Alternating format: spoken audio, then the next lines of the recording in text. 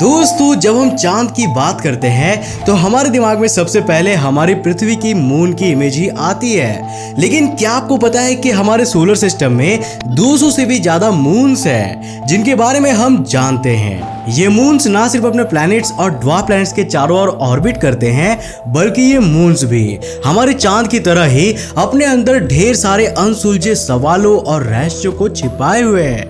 आज के इस वीडियो में मैं आपको हमारे मून और हमारे सोलर सिस्टम के अलग अलग मून्स से जुड़े ऐसे ही इंटरेस्टिंग और स्ट्रेंज फैक्ट्स और मिस्ट्रीज के बारे में बताने वाला हूँ। तो आज का ये वीडियो बिल्कुल एंड तक जरूर देखना। तो हेलो गाइस, मैं हूँ कौशिक और चलिए शुरू करते हैं आज के इस नए एपिसोड को। दोस्तों, क्या आप जानते हैं कि सोलर सिस्टम में एक ऐसा भी मून है जिसका शेप बिल्कुल किसी वॉलनट की तरह लगता है? जी हाँ, मैं बात कर रहा हूँ सैटर्न के तीसरे सबसे बड़े मून लैप्टस की। जब आप इस मून के इक्वेटर के अलोंग देखेंगे तो आपको यहाँ पर एक ऊंचा सा पर्वत टाइप दिखाई देगा जो बहुत ज्यादा दूर तक फैला हुआ है। बात करें इसकी हाइट की तो कहीं कहीं पर ये करीब 20 किलोमीटर की ऊंचाई तक भी पहुंच जाता है। आप इसे सोलर सिस्टम की सबसे लंबी दूरी तक फैली माउंटेन रेंजेस में भी गिन सकते हैं। इस अनयूजुअल से स्ट्रक्चर के कारण लैप्टस का शेप किसी वॉलनट यानी कि अखरोट की तरह लगता है। ऐसे किसी स्ट्रक्चर को सोलर सिस्टम के और किसी प्लैनेट या फिर मून पर नहीं देखा गया है। मतलब लैप्टस का ये फीचर काफी ज्यादा यूनिक है। एक लंबे समय तक वैज्ञानिकों के पास लैप्टस की शेप का कोई भी एक्सप्लेनेशन नहीं था, लेकिन हाल ही में किए गए कंप्यूटर सिमुलेशन से ये सामने आया कि हो सकता है कि सैटर्न की ही तरह पहले लैप्टस के चारों ओर भी रिंग्स प्रेजेंट थे। पास्ट में किसी इंसिडेंट के कारण ये रिंग्स कोलैप्स हो गई और लैप्टस की सरफेस पर गिर गई। लेकिन यहाँ ये रिंग्स एक ही बार में कोलैप्स नहीं हुई थी, बल्कि एक एक करके कोलैप्स हुई थी। सबसे पहले मून के सबसे करीब वाली रिंग के पार्टिकल सरफेस पर गिरे और इस मून की आइसी क्रस्ट में गहरे गड्ढे कर दिए।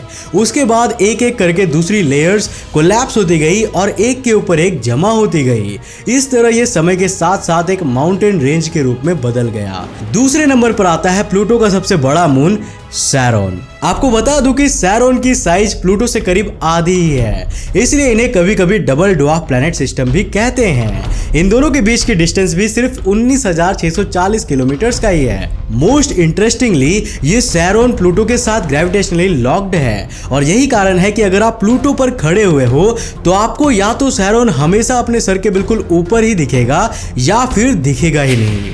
अब आपके दिमाग में ये सवाल जरूर आ रहा होगा कि यार, ग्रेविटेशनली लॉक्ड तो हमारी धरती और हमारी धरती का चांद भी है, लेकिन ऐसा कुछ यहाँ क्यों नहीं दिखाई देता? इसका कारण है दोनों के बीच की साइज का डिफरेंस। धरती के कंपैरिजन में हमारा चांद बहुत ज्यादा छोटा है, लेकिन जैसा मैंने पहले बताया था कि सैरोन लगभग प्लूटो की आधी साइज का है। इसके कारण प्लूटो भी सैरोन की ग्रेविटी में लॉक्ड है और दोनों एक साथ ये ग्रेविटेशनल डांस करते हुए नजर आते हैं। दोस्तों, अगर मैं आपसे कहूं कि हमने हमारे चांद के सरफेस पर धरती पर जीवन के होने के साइंस को देखे हैं तो आपका रिएक्शन क्या होगा? ये तो बहुत ही स्ट्रेंज और कंफ्यूजिंग सा है। मैं बात कर रहा हूँ बायोसिग्नेचर्स की।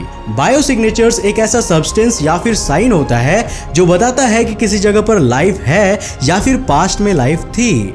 अब मेरी बात को ध्यान से सुनना। जब आप क्रेसेंट मून देखते हो तो उसमें आपको दो पार्ट्स दिखते हैं। पहला पार्ट जो बहुत ज्यादा चमकदार होता है और दूसरा पार्ट जो बहुत ही कम दिखाई देता है। अगर आपने कभी मून को टेलीस्कोप से देखा है तो आप इसे बेहतर तरीके से समझ पाएंगे। अभी आपको वो पार्ट देखना है जो बहुत ही कम दिख रहा होता है। इस पार्ट में आपको एक अजीब सी चमक दिखती है जो काफी डिम होती है। वैज्ञानिक कई सालों से इसे ऑब्जर्व कर रहे थे, लेकिन वो समझ ही नहीं पा रहे थे कि आखिर ये साइन आती कहां से है। पर अब आखिरकार उन्हें समझ में आ चुका है कि ये क्या है।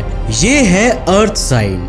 जब सूरज से आने वाली रोशनी चांद की सरफेस पर टकराती है और हमारी धरती पर आती है तो हम उसे मून साइन कहते हैं। लेकिन जब सूरज की लाइट धरती से टकराकर चांद की सरफेस पर दिखती है तो हम उसे अर्थ साइन कहते हैं। जब हम मून की सरफेस पर विजिबल इस अर्थ साइन के स्पेक्ट्रम की स्टडी करते हैं तो हमें इसमें एक बड़ा ही यूनिक पैटर्न देखने को मिलता है। ये पैटर्न होता है धरती पर मौजूद ट्रीज, ओशियंस, वाटर क्लाउड्स और लिविंग ऑर्गेनिज्म से रिफ्लेक्ट होकर जाने वाली सनलाइट के। मतलब जी हाँ, सोलर सिस्टम के ग्रह पर लाइफ पॉसिबल है और वो है हमारी धरती।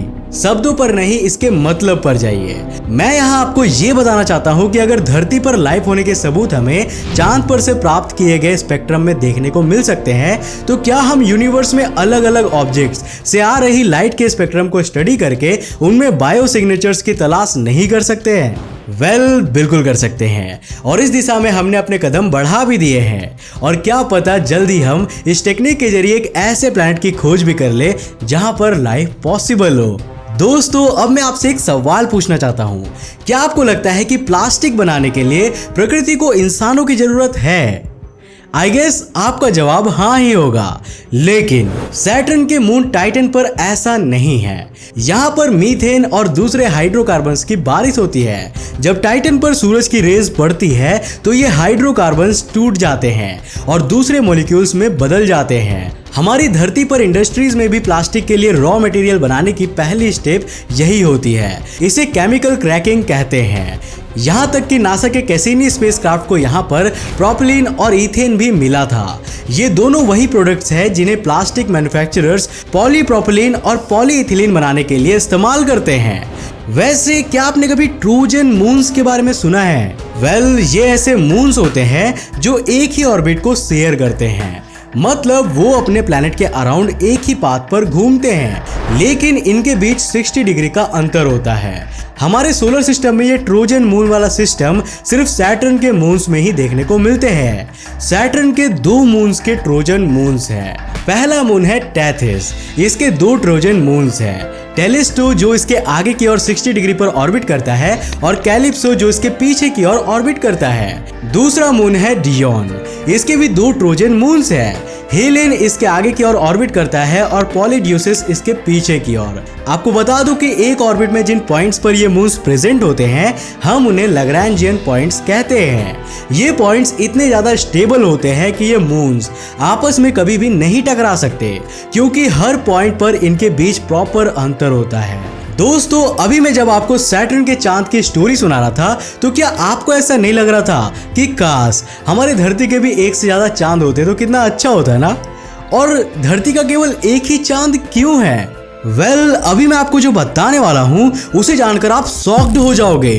दरअसल धरती का केवल एक नहीं बल्कि 3 मून्स हैं। जी हाँ, एक मून वो जिसे हम हर रात आसमान में देखते हैं, और बाकी 2 डस्ट क्लाउड्स हैं जिन्हें कॉर्डिल्यूस्की मून्स कहते हैं। साल 1951 में पोलैंड के एक एस्ट्रोनॉमर काजिमियर्स कॉर्डिल्यूस्की ने यह दावा किया कि मून की ऑर्बिट में ऐसे ग्रेविटेशनल पॉइंट्स एग्जिस्ट करते हैं जहां पर दूसरे ऑब्जेक्ट्स काफी स्टेबल वे में प्रेजेंट हो सकते हैं। साल 1961 में कॉर्डिल्यूस्की ने इन्हें खोज निकाला। ये डस्ट क्लाउड्स थे जिन्हें उन्होंने कॉर्डिल्यूस्की डस्ट क्लाउड्स नाम दिया। अक्टूबर 2018 में इन्हें ऑफिशियली डिस्कवर भी कर लिया गया है। आपको बता दूं कि ये अर्थ और मून के सिस्टम के लैग्रैंजियन पॉइंट्स L4 और L5 पर स्थित है। ये क्लाउड्स बहुत ही कम चमकते हैं, इसलिए इन्हें धरती से ऑब्जर्व करना बेहद कठिन होता है। फिर भी एक अंधेरे और साफ रात के आसमान में आप इन्हें देख सकते हैं। इनको देखने के मोस्टली क्लेम्स रेगिस्तान और पर्वतों पर रहने वाले लोग करते हैं। यहाँ आपको क्लियर कर दूं कि मैंने इन्हें मून्स इसलिए कहा क्योंकि ये धरती को ऑर्बिट करते हैं, लेकिन टेक्निकली ये सिर्फ डस्ट क्लाउड्स ही है, क्योंकि ये एक मून के डेफिनेशन में फिट नहीं बैठते हैं। तो दोस्तों, ये थे सोलर सिस्टम के मून से जुड़े कुछ बेहद ही स्ट्रेंज फैक्ट्स। हमेशा की तरह इस बार भी वीडियो खत्म हो गई, लेकिन लिस्ट अभी भी खत्म नहीं हुई है। हमारे सोलर सिस्टम के मून्स अपने अंदर ऐसे ढेर सारे रहस्यों को छिपाए हुए हैं जिन्हें हम इसके अगले वीडियोस में एक्सप्लोर करते रहेंगे। लेकिन वो अगला एपिसोड तभी आएगा जब आप हमारे इस वीडियो को लाइक करोगे और चैनल को सब्सक्राइब करोगे। तो गाइज, सोच क्या रहे हो? जल्दी से इस वीडियो को लाइक करो और इस चैनल को सब्सक्राइब करो ताकि आप ऐसे ही और वीडियोस को देख सको।